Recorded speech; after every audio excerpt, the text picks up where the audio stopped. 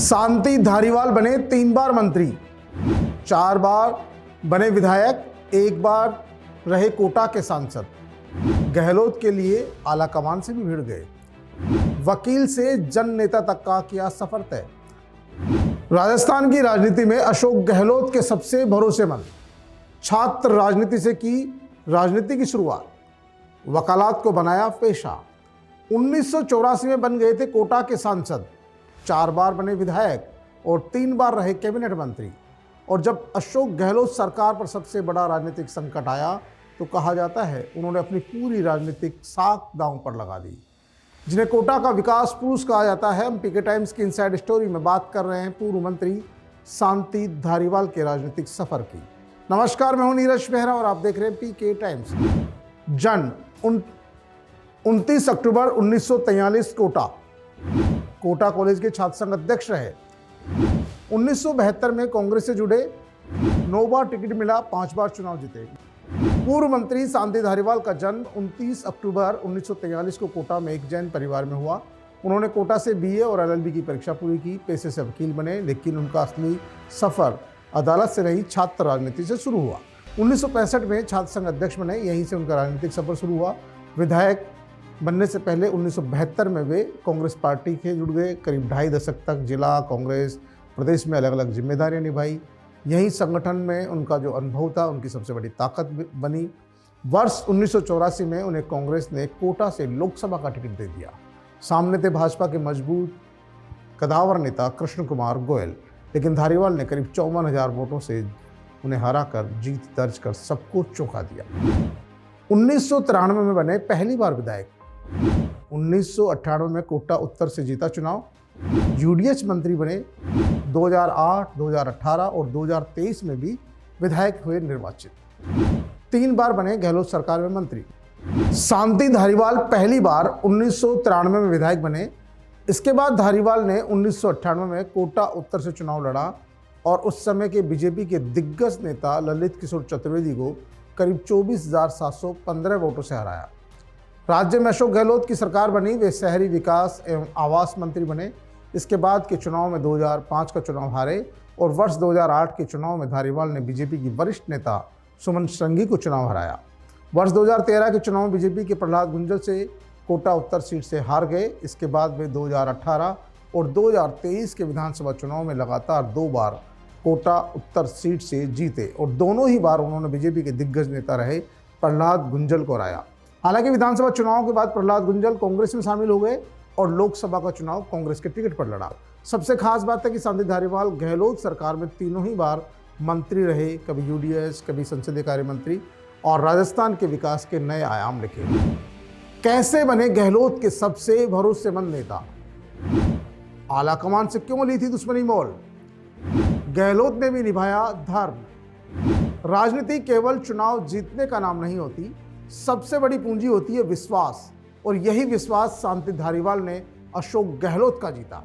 गहलोत की तीनों सरकारों में धारीवाल सबसे महत्वपूर्ण विभागों के मंत्री रहे, यानी शहरी विकास, संसदीय कार्य मंत्री और कानून मंत्री भी। यही वह विभाग है जहां सबसे बड़े फैसले होते हैं, सबसे बड़े बजट आते हैं और सबसे ज़्यादा राजनीतिक जिम्मेदारियां भी होती है। यानी गहलोत सरकार ने धारीवाल पर पूरा भरोसा किया और धारीवाल ने भी उस भरोसे को पूरा निभाया। वर्ष 2022 में जब सरकार बचाने की लड़ाई आई तो ये गहलोत के सामने सबसे बड़ा राजनीतिक संकट था। अशोक गहलोत को सीएम पद से हटाकर कांग्रेस का राष्ट्रीय अध्यक्ष बनाने की कवायद चल रही थी। दिल्ली से पर्यवेक्षक जयपुर पहुंचे, विधायक दल की बैठक बुलाई गई, लेकिन गहलोत समर्थक बड़ी संख्या में विधायक उस बैठक में नहीं पहुंचे और नहीं पहुंचने वाले विधायकों की बैठक हुई शांति धारीवाल के आवास पर।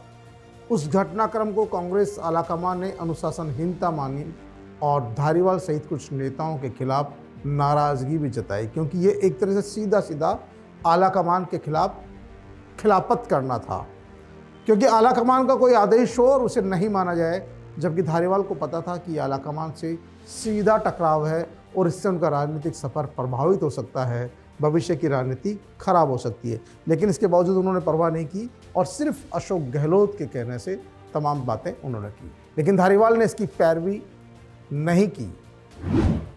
2023 में कट रहा था धारीवाल का टिकट। अशोक गहलोत अड़ गए टिकट के लिए धारीवाल को दिलाया टिकट।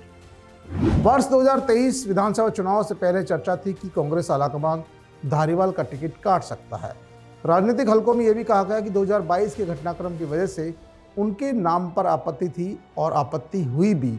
हालांकि पार्टी ने आधिकारिक तौर पर इसकी पुष्टि नहीं की, लेकिन कहा यह जाता है कि जब धारीवाल का टिकट काटा जा रहा था तो अशोक गहलोत उनके टिकट के लिए पार्टी आलाकमान से लड़ गए, उनके लिए भिड़ गए, मजबूती से बात रखी और आखिरकार धारीवाल को अंतिम समय में टिकट मिला और उन्होंने चुनाव लड़ा भी और जीत भी दर्ज की। यानी एक बार फिर उन्होंने साबित कर दिया कि उनकी राजनीतिक जमीन अभी मजबूत है। यूडीएच मंत्री रहते शांति धारीवाल ने वैसे तो प्रदेश भर में विकास कार्य किए, लेकिन कोटा को सबसे ज़्यादा चमकाने का काम किया। कोटा चंबल रिवर फ्रंट उनकी सबसे बड़ी सौगात माना जाता है। आज दूर दराज के लोग इसे देखने आते हैं। आज ये परियोजना राजस्थान के प्रमुख पर्यटन स्थलों में गिनी जाती है। कोटा के प्रमुख चौराहों का सौंदर्यीकरण, सिटी पार्क, हालांकि विपक्ष ने इन परियोजनाओं को लेकर कई बार लागत और प्राथमिकताओं पर सवाल भी उठाए, लेकिन सच यह है कि कोटा के शहरों में धारीवाल की जो भूमिका है उसको नज़रअंदाज नहीं किया जा सकता। जिस तरह से उन्होंने कोटा में जिस तरह का विकास किया है, पूरे राजस्थान में कहीं न कहीं उनके विकास को देखा जाता है। जयपुर में मेट्रो की बात हो, जयपुर में टनल की बात हो या पूरे राजस्थान में उनके द्वारा यूडीएच मंत्री रहते हुए जितने विकास कार्य हुए हैं उनका कोई मुकाबला नहीं है।